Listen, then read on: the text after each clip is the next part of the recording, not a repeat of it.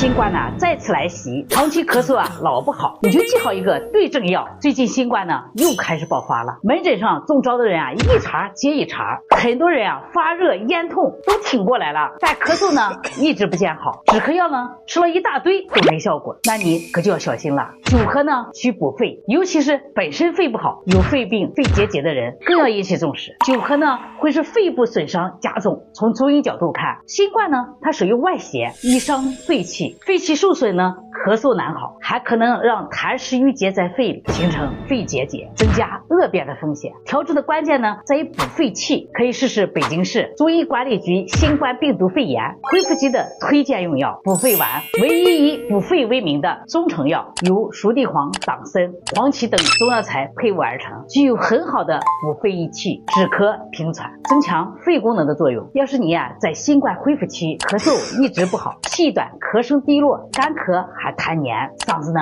干干的，经医生辩证后就可以试一试，都知道了吗？